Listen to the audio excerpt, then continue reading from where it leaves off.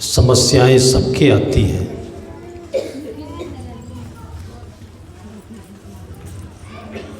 जिसे हम समस्या कहते हैं, संकट कहते हैं, उलझन कहते हैं। ये केवल बाहर की तरफ से ही नहीं आती है, अपनी तरफ से भी बनती है। लेकिन हमारी जो दृष्टि होती है केवल बाहर को देखती है, और इसलिए समस्याएं बाहर ही दिखती हैं और बाहर ही हम उसके सुलझाने की तमाम कोशिशें करते रहते हैं।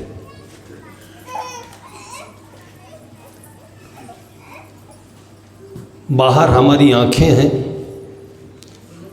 और भीतर भी हमारे सोचने के लिए एक माध्यम है जिसको हम भीतर की आँखें कहते हैं, ज्ञान चक्षु कहते हैं, तीसरा नेत्र कहते हैं। भीतर भी देखना चाहिए।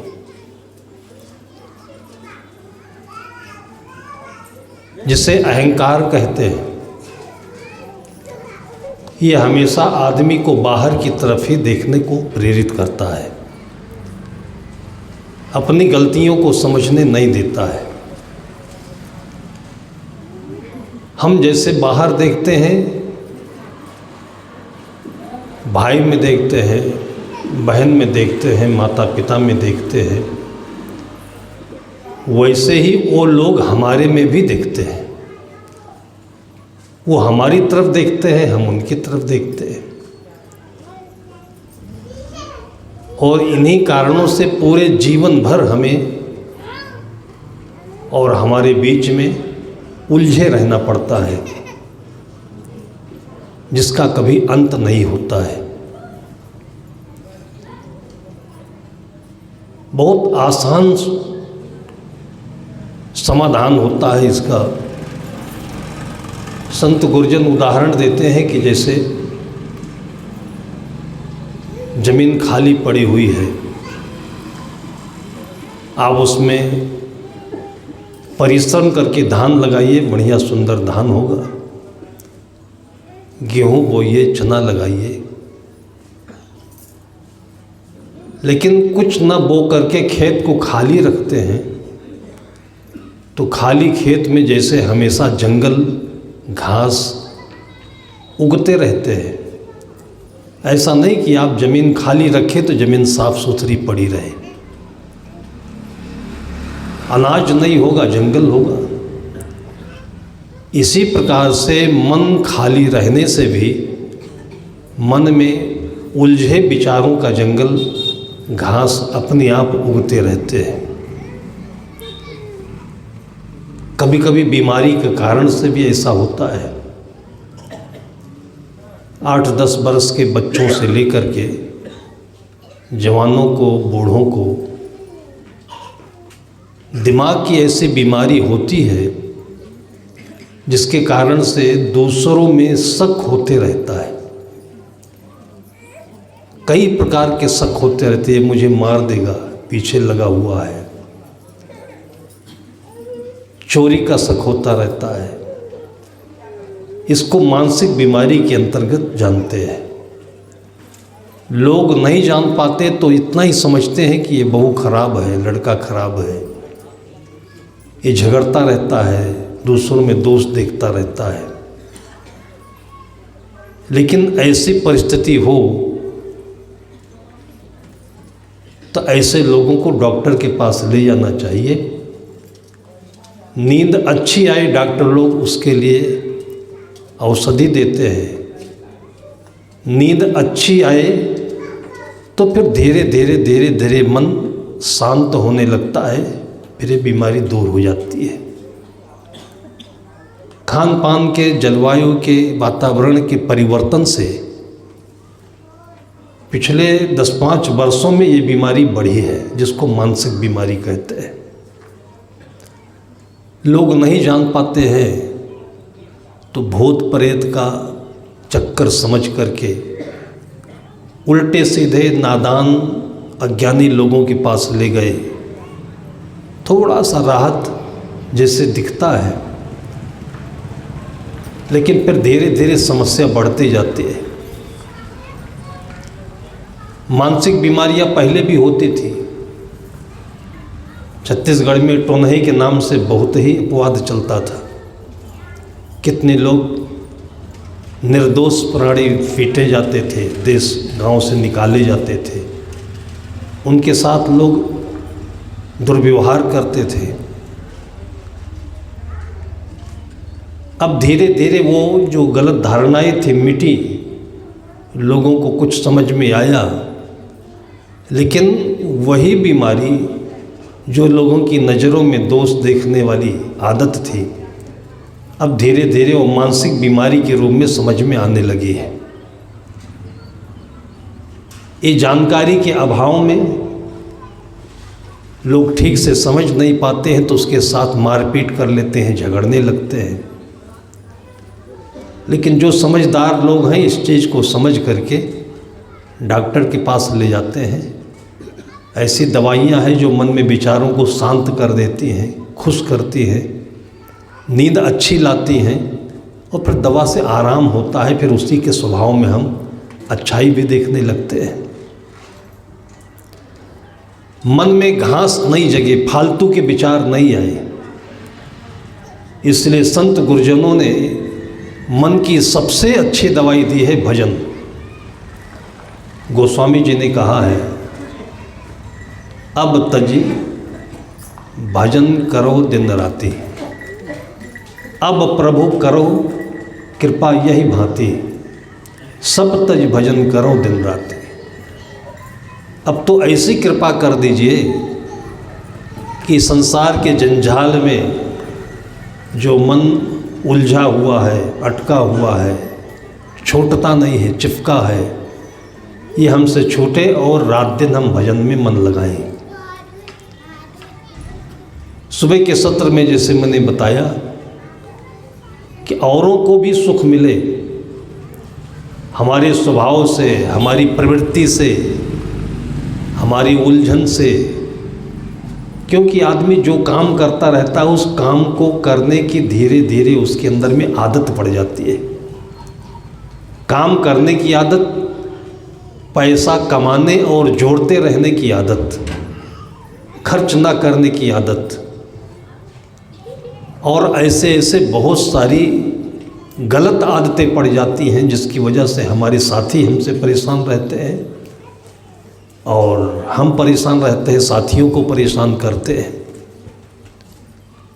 इनका सबका कहीं किसी डॉक्टर के पास कोई उपाय नहीं है।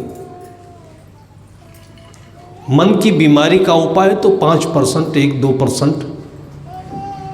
जब बहुत गंभीर बीमारी होती है तो दवा से ठीक करते हैं।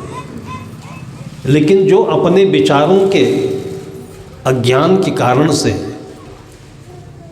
हम लोगों ने जो अपने घर गृहस्थी में ऐसे आदतें बना ली हैं, उसकी वजह से हमारा जीवन खराब होता है, बच्चों का जीवन खराब होता है।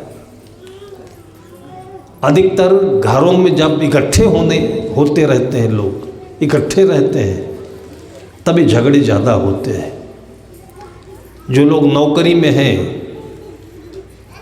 और किसानी के काम में हैं, कुछ न कुछ काम में लगे रहते हैं, उनके दिमाग में ये फालतू की बातें, उलझन वाली बातें कम आती हैं।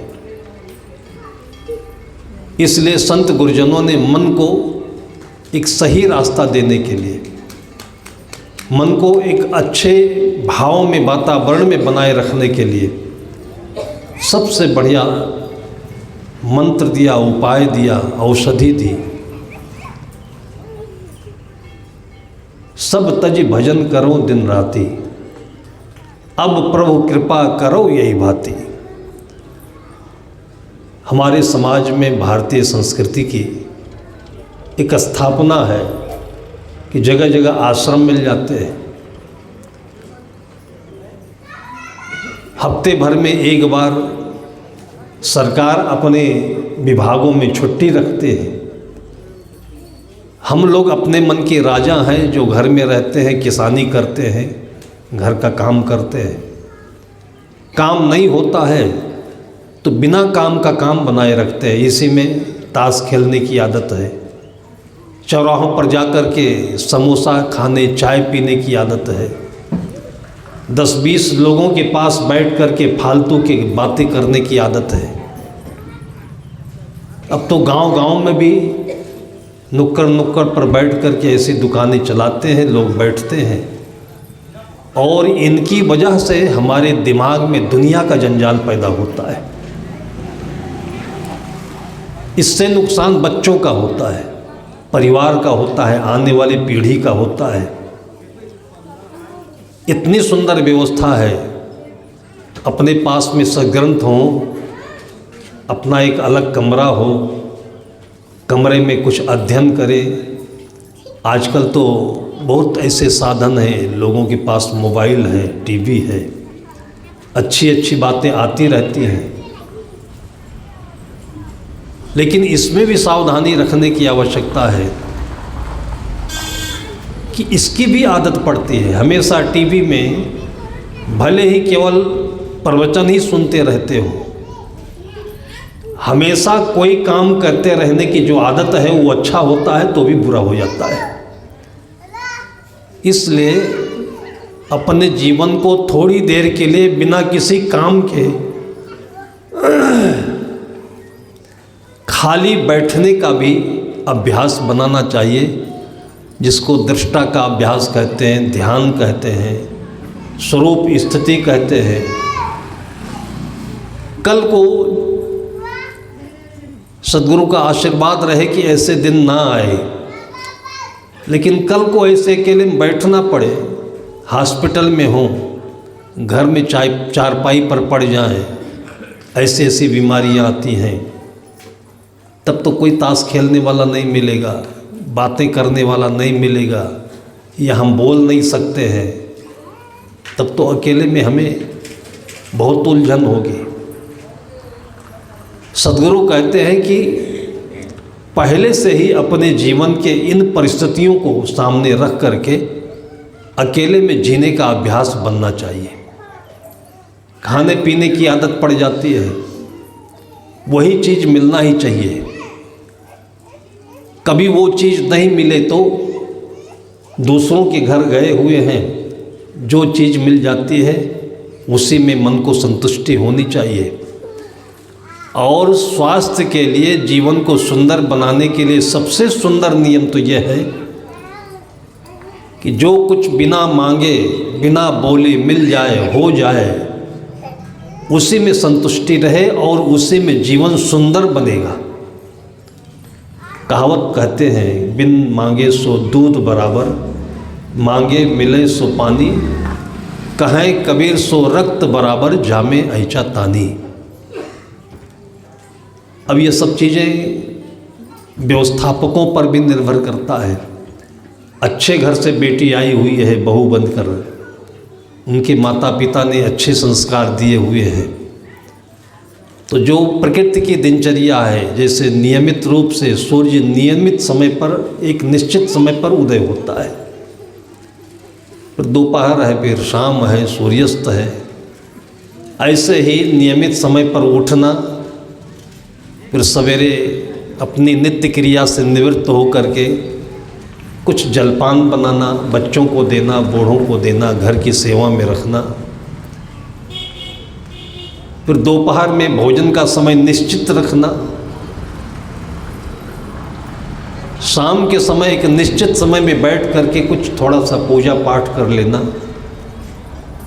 ऐसे करके जो एक निश्चित दिनचर्या बन जाती है घर की, जिसको कि हमारे संतों, ऋषि मुनियों ने, या कहा जाए तो पहले ज़माने में पंडितों ने इतनी अच्छी अच्छी दिनचर्या बनाई है, बताई है, सिखाई है लोगों को। आज उसको हम लोग केवल पाखंड मान करके, फालतू की चीज़ मान करके छोड़ते चले जा रहे हैं। न खाने का समय होता है, न खाने का नियम होता है, तो घर वाले भी वैसे हो जाते हैं बिना नियम के, बाहर वाले भी वैसे हो जाते हैं, दिन भर बिना मतलब का खाते रहे या दिन भर भूखे रहे, सही समय से पानी नहीं पिए, सही समय से घर पर आए नहीं, तो घर नहीं हो जाता है रायपुर रेलवे स्टेशन। और फिर इसमें कोई देखने वाला नहीं हो तो पूरा घर कचड़ा और भंगार हो जाता है। आदमी उसमें जंगली जानवर जैसे आते जाते रहते हैं। रहना उसी में अपने को भी है। और जब बीमारी आती है, कलह होता है, झगड़े बढ़ते हैं, तब फिर एक दूसरे का खून होता है उसी में। अच्छे बच्चे जो होते हैं उनको भी अंदर में ऐसे लगता है कि पापा मम्मी दिन भर लड़ते रहते हैं और उनको शांति की इच्छा होती है। तो ये सब चीज़ें जो हमारे जीवन में आती हैं, ये खाली मन के कारण से आती है। वैसे भी कहावत कही गई, खाली मन शैतान का घर होता है। जीवन को एक अभ्यास में ले चले, एक सही दिनचर्या में ले चले। और ऐसे ही ये प्रकृति ने बनाया भी है। सबका एक नियम है कि ये सर्दी का सीजन है, फिर गर्मी का सीजन है, फिर बरसात का सीजन है, सूर्योदय है, सूर्यास्त है। पशु पक्षियों का भी नियम होता है। एक निश्चित समय पर सो जाते हैं, फिर उठ जाते हैं, फिर टहलते हैं, चलते हैं, खाते पीते हैं। हम इंसान होकर के भी जब इस प्रकार से नहीं कर पाते हैं। पहले ज़माने में श्लोक कहा जाया करता था, माता बैरी पिता शत्रु इन बालून पाठिता। वो माँ दुश्मन के समान है, बैरी के समान है,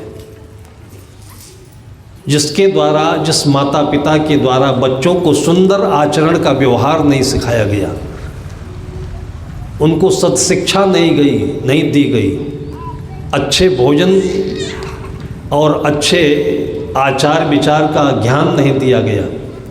माता बैरी पिता शत्रु इन बालून पाठिता, विद्याहीना ना शोभन्ते हंस मध्य बको यथा। वो घर की बेटी कहीं गई, उल जलूल का व्यवहार किया, घर के लोग चकित रह गए। फिर थोड़े दिन समझाए बुझाए, फिर झगड़ा शुरू हुआ। जैसे लोग कहते हैं कि एक मछली मरती है तो पूरे तालाब को गंदा कर देती है। तो एक सदस्य के कारण से पूरे परिवार का माहौल बिगड़ता है, नाम खराब होता है, सबके मन में उलझन पैदा होती है। अपने मन को सुंदर बनाए रखने के लिए दूसरों के घर में क्या होता है इससे कोई ज़्यादा मतलब नहीं है। जितनी बातें हम लोग करते हैं ये सबके अपने अपने जीवन को सुंदर बनाने के लिए है ये। और अपना अपना मन सुंदर हो, अपने मन में शांति हो, तो सबसे बड़ा लाभ तो अपना ही है। और जो अपना लाभ है वही सारी दुनिया का लाभ है। भौतिकवाद से पहले भी रहा हो, आज भी है कि लोगों के मन में केवल एक लालसा होती है कि पैसा बढ़ेगा तो सब सुख हो जाएगा, नौकरी मिल जाएगी तो सारी समस्या का समाधान हो जाएगा। लेकिन रामायण और महाभारत, ये दोनों महाग्रंथ जो हम पढ़ते हैं, ये गरीबों के घर के ग्रंथ नहीं हैं बनाए हुए। महाभारत में, पूरे महाभारत का जो मूल कारण है उसको आज भी सामने रखा जाता है। अहंकार है, उन्माद है, पैसे का घमंड है, ज्ञान का, शिक्षा का, गुरुजनों की श्रद्धा का अभाव है। कितने लोग समझाने पर लगे हैं, रावण को भी और दुर्योधन को भी।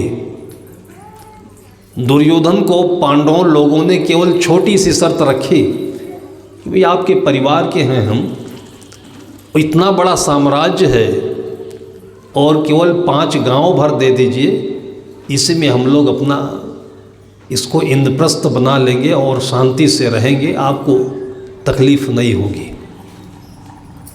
लोग कहते हैं कि अच्छा आदमी मिल जाए तो उसको गुरु बनाना चाहिए, अपने पड़ोस में रखना चाहिए। लेकिन ये उन्माद उस समय था कौरवों में, दुर्योधन के परिवार में, कि केवल 5 गांव मांगा था उन लोगों ने और दुर्योधन ने कहा था कि 5 गांव तो तुम बहुत ज़्यादा कह रहे हो, सुई की नोक के बराबर भी तुमको कुछ देंगे नहीं हम। तो ये चीज़ें केवल उस समय की नहीं है, ये चीज़ें आज भी घरों में जब बंटवारा होने को होता है तो ऐसे ही मेंटलिटी सामने आती है, तब खून खराबा होता है, ऐसे गोलियां चल जाती हैं। अभी अभी सुबह के समय में उत्तर प्रदेश में पड़ोस में बारात आई हुई थी, तो घरों के बीच में जो छोटी सी जगह होती है जिसको कुलिया कहते हैं, फालतू की जगह होती है, गरीब घर में बारात थी तो स्नान करने की जगह नहीं थी, तो उसी जगह में तंबू बना करके छाया और उसी में बाराती स्नान कर रहे थे। पास में फौजी का घर था, जो देश की रक्षा करता है, अनुशासित तो होता है, उसको इतना सिखाया जाता है, लेकिन इसके साथ साथ जहाँ अमृत होता है वहीं जहर भी होता है, जहाँ पैसा होता है वहाँ उन्माद भी होता है, बुद्धि होती है तो बुद्धि का घमंड भी होता है। अब फौजी जाकर के मना किया कि हमारे घर के पीछे की कुलिया है, इसमें नहाओ नहीं।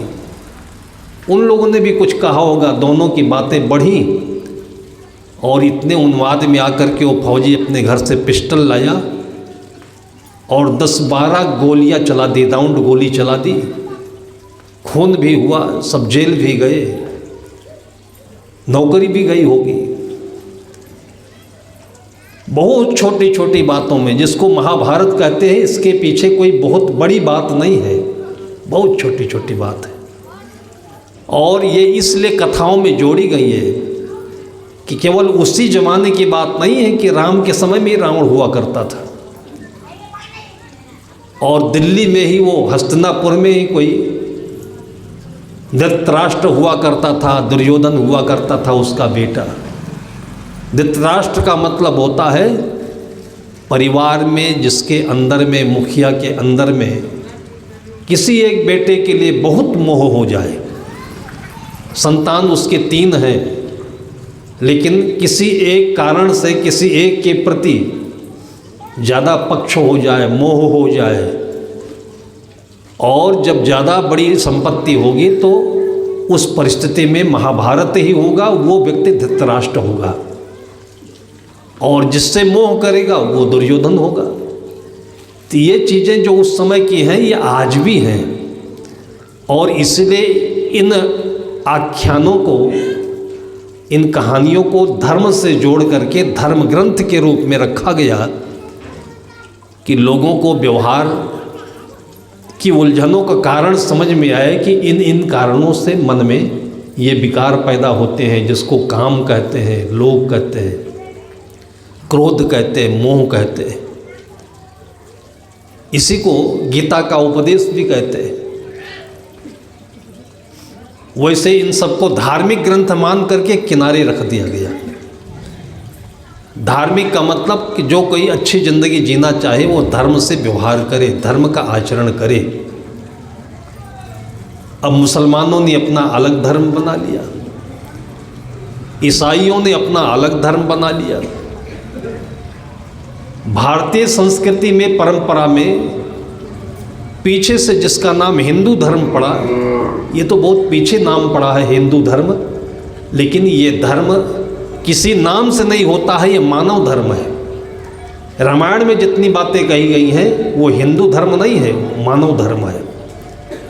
बीजक में जितनी बातें सदगुरु कबीर साहब ने कही है वो केवल कबीरपंथी धर्म नहीं है, वो प्रत्येक मानव के लिए सोने के आभूषण हैं। वो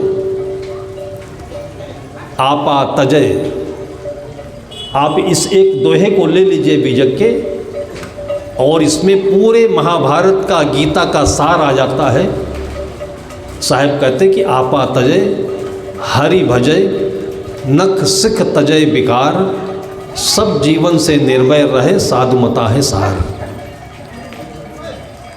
कितने लोग पूछते रहते हैं कि साधु लोग क्या सिखाते हैं, क्या पढ़ाते हैं, क्या बताते हैं, तुम्हारे यहाँ आते हैं तो।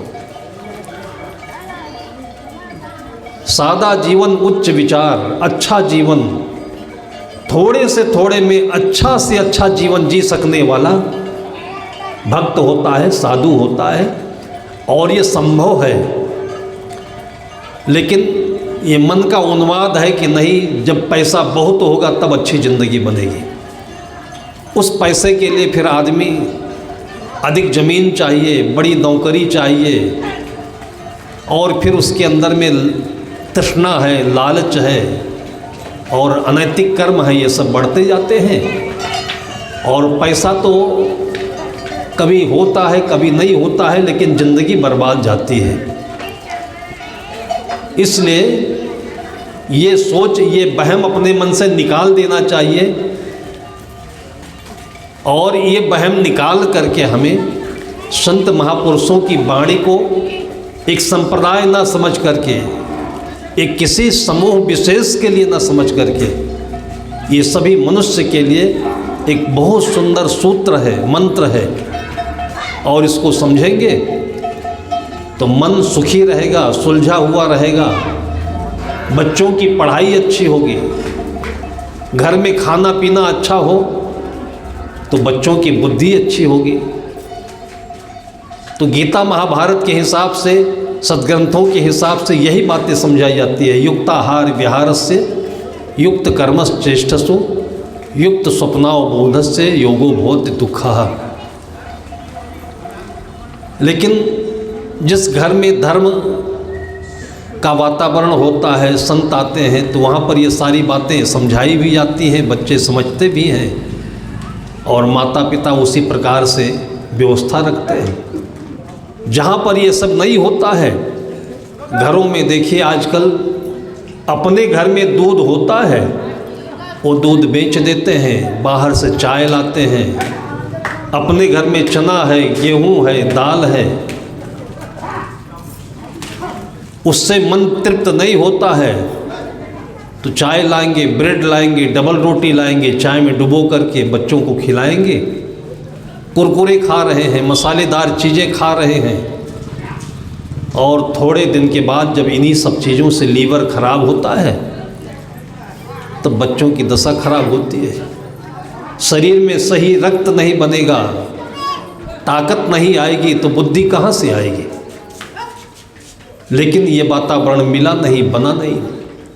तो संत महापुरुषों के संगत में, अच्छे लोगों के पास बैठने से ये सद्बुद्धि मिलती है, और सचमुच में ये चीज़ें तो डॉक्टरों को बताना चाहिए। जो बातें संत बोलते हैं, ये चीज़ें तो आप 500-500 रुपये, 1000-1000 रुपये फीस देते हो, हॉस्पिटल में एडमिट करना पड़ता है मरीजों को, तो हज़ारों रुपए वहाँ पेमेंट करते हो। दवाइयाँ तो देते हैं, लेकिन किस कारण से सिरदर्द हुआ, पेट में पथरी बनी, किस कारण से बीमारी आई, कोई भी डॉक्टर 2 मिनट खड़ा होकर के आपको बताता नहीं है। हम लोग भी वैसे ही है कि जहाँ पर हमें सब कुछ मिलता है वहाँ की सुनते नहीं, मानते नहीं। हॉस्पिटल में जाएंगे तो आपको क्या इतनी ही भीड़ दिखाई पड़ेगी। वहाँ पर पैसा दे करके आते हैं, बीमार हो करके जाते हैं, कोई ज़रूरी नहीं कि बीमारी दूर हो जाए तब वहाँ से आते हैं, और पैसा भरपूर खाली करके आते हैं। और जहाँ पर लोगों को प्रेम से, प्यार से भोजन दे करके, मिठाई दे करके वही बातें बताई जाती हैं, वहाँ पर ये हाल है। इसलिए संत गुरुजन भी कहते हैं कि ये सारा संसार कर्म भोग है। कर्म भोग उसे कहते हैं जहाँ आने पर आदमी को अपने पाप कर्मों का फल भोगना ही भोगना है, और जहाँ पर कोई व्यक्ति चाह ले तो, संत गुरुजनों की बात मान ले तो अपने पापों से मुक्त होकर के पुण्य की पूंजी बना करके सुंदर जन्म ले लेना है। दोनों चीज़ें यहाँ से हो सकती है। जानवर हैं तो जानवर ये नहीं कर सकते, इसी किनारे से जानवर निकल गए, उनको इन चीज़ों की कोई परवाह नहीं है। और उनके अंदर में विशेषता यह भी है कि जानवर आएंगे जाएंगे, अपने अनुसार ज़िंदगी जीते रहेंगे, उनको कोई दिक्कत भी नहीं है कि वो गांजा पीने लगेंगे, कि दारू पीने लगेंगे, कि बीड़ी पीने लगेंगे। किसी भी गाय को चिंता नहीं होती है कि उसका जो बछड़ा है देखो कहाँ गया, कहीं किसी नशेड़ी के साथ न पड़ जाए तो हमारा बछड़ा नशा करना शुरू कर दे। वो जितने हैं उतने ही रहते हैं, वो उससे ज़्यादा बिगड़ते नहीं हैं। इसलिए जानवरों की अलग दुनिया है, उसकी कोई चिंता नहीं, उसके लिए कोई संविधान नहीं, कोई नियम नहीं। मनुष्य के लिए जहाँ पर बनने की संभावना है, वातावरण है, वहीं पर बिगड़ने की भी संभावना है। लेकिन ज़्यादातर समाज में यही होता है, बस केवल पैसा कमाओ, बच्चों को फीस दो, स्कूल जाएं आएँ। इसी स्कूल आते जाते में कितने बच्चे नशेड़ी हो जाते हैं, बिगड़ जाते हैं, माँ बाप को गाली देते हैं और घर की कमाई पूंजी को बर्बाद करते हैं। सदगुरु कबीर साहब कहते, केरा तबही न चेतिया जब ढिग लागी बेर, अब के चेते क्या भैया जब काटन ली ना घेर। जब ये बिगड़ ही गए, इनकी आदत खराब हो गई है, तो चाहे आश्रम में लेकर जाओ, चाहे साधु के पास लेकर जाओ, चाहे मंदिर में लेकर जाओ, अब तो कुछ होने वाला नहीं है। इसलिए इनके जन्म से पहले ही जितने भी धर्म ग्रंथ हैं उतनी गहरी गहरी बातें बताई गई हैं कि एक अच्छी संतान पाने के लिए माता पिता को क्या करना चाहिए कि 2 वर्ष पहले से 5 वर्ष पहले से उसकी साधना करनी चाहिए। जिस माँ को अच्छी संतान चाहिए, जिस पिता को अच्छी संतान चाहिए, तो पहले ज़माने में लोग क्या करते थे, व्रत करते थे, उपवास करते थे अच्छी संतान पाने के लिए, फल खाते थे, दूध पीते थे, अच्छा अनाज लेते थे, थोड़ा व्रत भी करते थे, तो खून अच्छा बनता था। और अच्छा खून बनेगा, हीमोग्लोबिन अच्छा होगा। तो जैसे आप अपने खेत में अच्छा गोबर की खाद डाल रहे हो और बढ़िया से जुताई किए हो, अच्छी तैयारी किए हो, बीज डालोगे तो बढ़िया अच्छी फसल आएगी। बिल्कुल मोटी सी बात है। इसी चीज़ को पहले खेती में कम और गृहस्थी में ज़्यादा देखा जाता था। ये धर्म ग्रंथों की शिक्षा का प्रभाव था। तो माता पिता का स्वभाव सुंदर हो, खाना पीना सुंदर हो, उसकी कोख से जो संतान जन्म लेते थे वो राम होते थे। उस संतान में जो गुण आते थे, आने वाले कई पीढ़ी तक ये गुण चलते रहते थे। इसलिए पहले ज़माने में कहा जाता था कि जैसे जेके माई बाप वैसे ओके लड़िका, जैसे जेके घर द्वार वैसे ओके खरिका। कबीर कमाई आपनी निष्फल कभी न जाए, बोया पेड़ बबोल का आम कहाँ से खाए। तो ये सब चीज़ें अपने गृहस्थ आश्रम में जो हम देखते हैं, ये भी हमारी एक कमाई है, खेती है। इसलिए इसमें भी माँ को, पिता को ध्यान देना चाहिए। ध्यान देने का मतलब ये नहीं कि थानेदारी करना है, घर में बच्चों को डंडा लेकर पीटना है, दिन भर बड़बड़ाते रहना है। घर में अच्छी संतान चाहिए तो घर में एक अच्छा वातावरण बनाइए। घर में साधु संत आते हैं, मैंने देखा है कि 2-2 साल की जो बच्चे बच्चियां हैं, संतों को आरती गाते देख करके, भजन गाते देख करके, वो भी वैसे ही चेखने लगते हैं, ताली बजाने लगते हैं, गीत गाने लगते हैं। कभी कभी तो मैंने देखा है कि पहली बार जब संत आए हैं तब बच्चा मुख से आवाज़ निकाला है। इसलिए बच्चे की छठी में अच्छे लोगों को, संतों को अच्छे माहौल में फूल माला मिठाई ये सब का वातावरण दे करके अन्नप्राशन कराते हैं। बच्चों की आँखों में ये सुंदरता आएगी तो ये 6 दिन के बाद में ही ये बच्चे वो चीज़ होंगे कि लोग कहते हैं कि ब्रह्मा छठी की रात्रि में आता है और हमारे बच्चे की भाग को लिख करके चला जाता है। ये डीजे बजाने से बच्चे का भाग्य नहीं बनेगा। आज जो परंपरा हम लोग देख रहे हैं समाज में, मरी खुशी में, पैसा के घमंड में, अभी 6 महीने का बच्चा है, 6 दिन का बच्चा है, उसके सारे अंग कोमल हैं और डीजे की आवाज़ चला रहे हो। इतना खतरनाक वातावरण बनाया जाता है केवल घमंड के कारण से। पैसा नहीं होता तो इसको भी नहीं करता आदमी, पैसा होने के कारण से हो रहा है। किसी गांव में हम छत्तीसगढ़ में गए थे, डीजे बज रहा था गांव में। उस डीजे की आवाज़ से उस घर की जो खिड़कियां थी वो भी थर्रा रही थी। अब ये आवाज़ आपके कोमल बच्चों के कोमल नर्व सिस्टम में, उस दिमाग के तंतुओं, ज्ञान तंतुओं में, कान के कोमल पर्दों में, आँख के कोमल रेटिना में ये पड़ेगी आवाज़ तो क्या होगा। गोला दगा रहे हैं और हाइड्रोजन बम दगा रहे हैं, हैलोजन जला रहे हैं, उसे बच्चों को बर्बाद कर रहे हैं। तो विधाता नहीं आता ऐसे समय में पे तो कोई न कोई राक्षस ही आएगा जो बच्चे को राक्षस बनाकर चला जाएगा। बीमारी बढ़ेगी, स्वभाव खराब होगा, बच्चे कंगाल होंगे और माँ बाप के दुश्मन बनेंगे।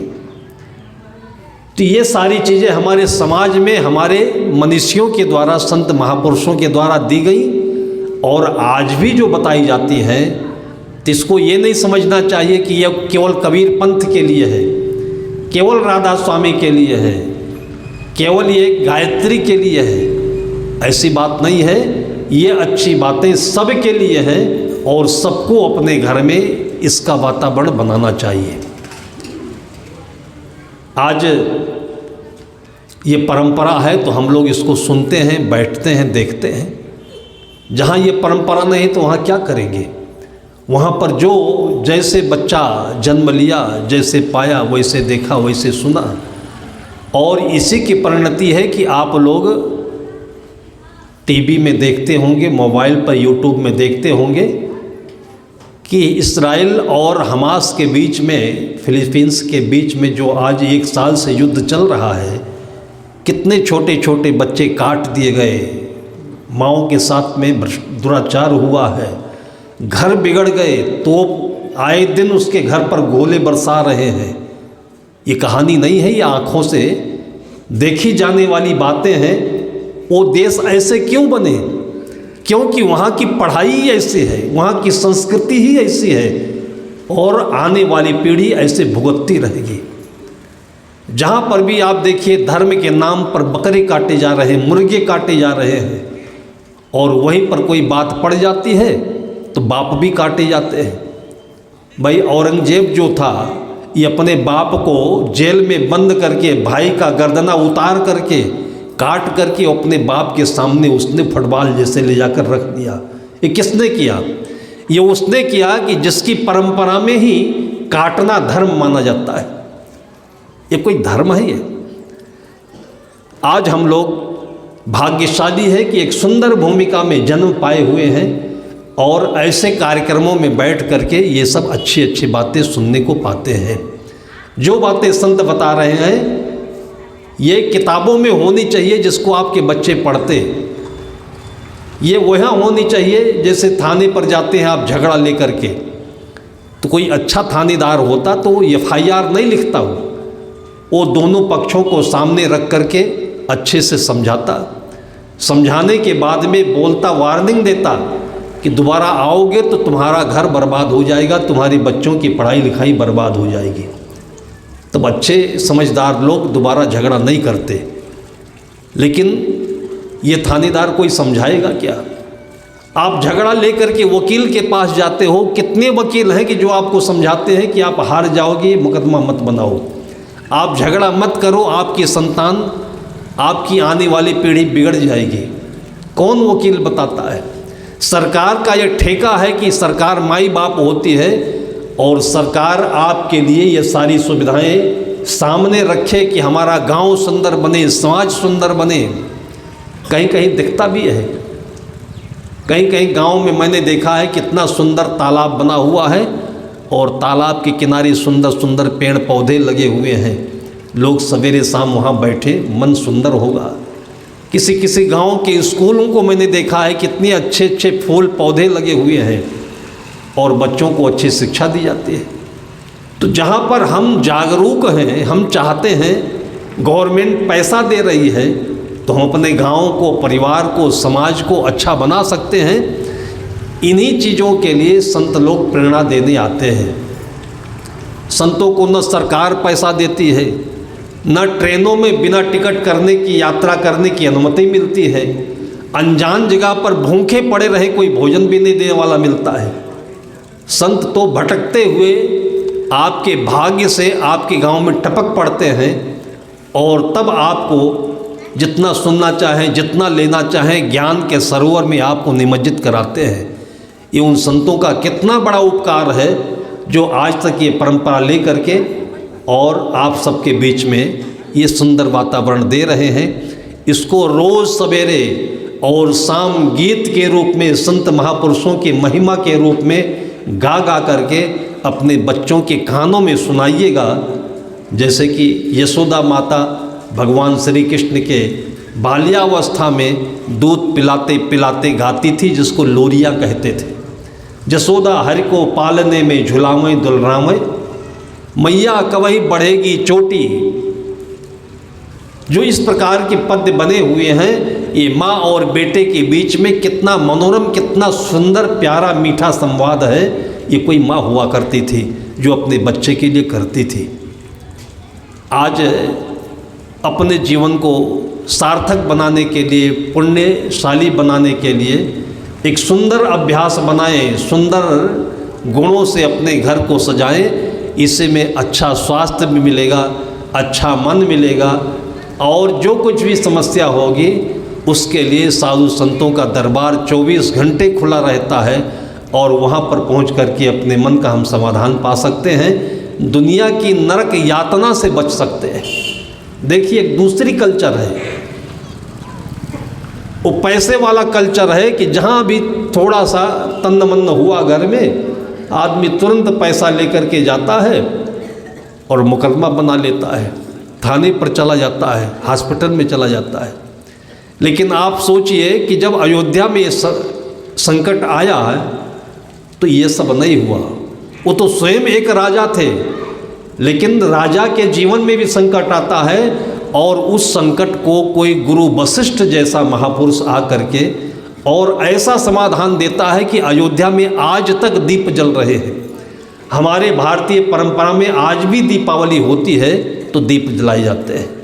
ये हमारे लोगों का सौभाग्य है कि हमारे गुरु, हमारे घर परिवार में गुरु की छत्र छाया है। बहुत बड़ा नास्तिक और घमंडी हो तो भले, नहीं तो हर भारतीय परिवार के छत्र छाया के रूप में एक कोई न कोई गुरु होता है, साधु संत होता है, किसी भी मत मजहब का होता हो। उसकी याद मात्र करने से मन के जितने दोष हैं, शोक हैं, ये दूर होते हैं, मन सुंदर बनता है, फिर सब समाधान हो जाता है। संत गुरुजन एक बहुत सुंदर कहानी कहा करते हैं। कोई एक जमींदार था, खेत में धान की कटाई कर रहा था। लगभग 5 एकड़ का पूरा प्लाट था।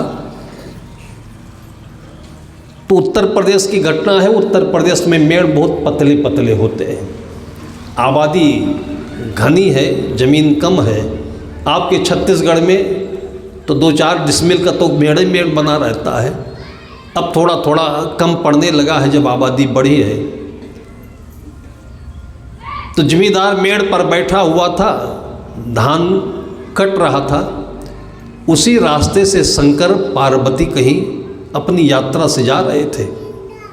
उन्होंने देखा कि बड़ा भारी ये प्लाट है और खेत कट चुका है, तो मेड़ मेड़ कहाँ तक घूमे, हम चक्कर लगाते रहें, तो सीधे धान के खेत से गुजर गए। जिम्मेदार जो था थोड़ा सा घमंडी था। उसकी जो धर्म पत्नी थी वो किसी भक्त घर से बेटी और अपने मायके से ही माला पहनकर भक्त होकर आई थी।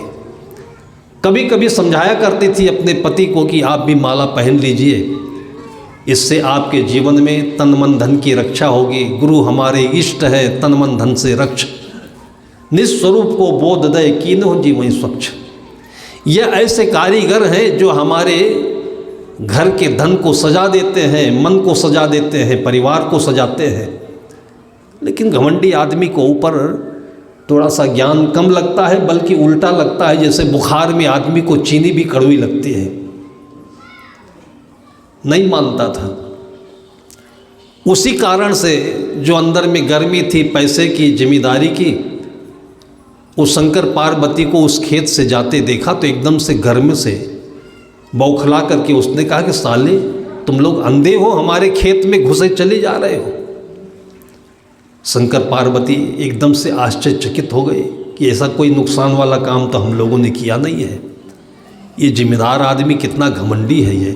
वो खड़े हो गए, उन्होंने कुछ बातें की, लगा कि ये बड़ा अभिमानी व्यक्ति है। तो उन्होंने कहा कि तुमको इतने खेत का अभिमान हो गया है, जिस खेत में तुमको इतना घमंड हुआ है, मैं श्राप देता हूँ कि तुम्हारी इस खेत के धान में एक बोझ में केवल 1 पाव धन झरेगा, 1 पाव धन आएगा। पहले ज़माने में लोग काटते थे, फिर उसका बोझ बनाते थे, फिर खलिहान में रखते थे, तब पीटते थे, तब धान आता था। उस ज़माने की बात है। बोझ बड़ा होता है, 1 पाव का मतलब केवल 1/4 kg का, 250 ग्राम का 1 पाव होता है। अब जब ये श्राप सुना उनके मुख से, तब उसको लगा कि ये तो लगता है कि कोई फ़कीर है, और इन्होंने जो श्राप दिया है अगर हो ही गया तो फिर क्या होगा।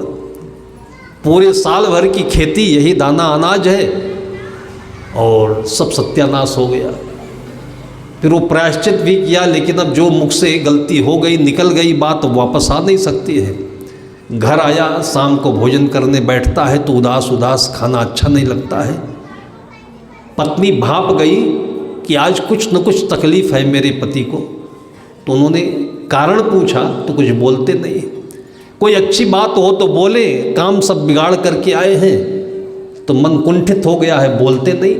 तब पत्नी ने कहा कि आप पति हो हमारे, पत्नी का अधिकार होता है कि पति का दुख सुख दोनों आधा बटाए। आप अपना दुख हो तो बताइए, सुख हो तो बताइए। तो उसने कहा क्या करोगे तुम? सुन करके उसने कहा मैं नहीं करूँगी तो मेरे गुरुदेव जी करेंगे। गुरु का नाम सुनते ही फिर उसके अंदर में गुस्सा गर्मी आ गई। कहा तेरे गुरु बहुत बड़े हैं, बहुत शक्तिशाली हैं, तेरे गुरु बहुत कुछ कर सकते हैं, तो जा करा लिया। आज श्राप दे दिया है किसी ने मुझे कि जाओ 1 बोझ में 1 पाव धान गिरेगा। पत्नी ने कहा इतनी सी बात में इतना घबरा गए, बोल नहीं रहे थे इतनी देर से, खा नहीं रहे थे इतनी देर से, इतनी सी बात में आप भोजन करिए और सांचे को आँच नहीं लगता है। सदगुरु कबीर साहब ने कहा कि सांचे श्राप न लागिया, सांचे काल न खाए। और मेरे गुरुदेव जी सच्चे गुरु हैं हमारे, और मेरे जीवन की रक्षा करते हैं। पास में 3-4 किलोमीटर पर उसका मायका पड़ता था, वहीं पर गुरु जी का दरबार था। उसने कहा आप चिंता मत करिए, अभी सुबह होते होते मैं गुरुदेव जी के यहाँ से समाधान लेकर आती हूँ। पैसे वाली होती, घमंडी होती तो कुछ और करती जैसे लोग करते हैं। वो सीधे अपने माँ के घर गई, रात भर रुकी, सुबह होते होते गुरु के दरबार में पहुँची। गुरु जी ध्यान में बैठे थे।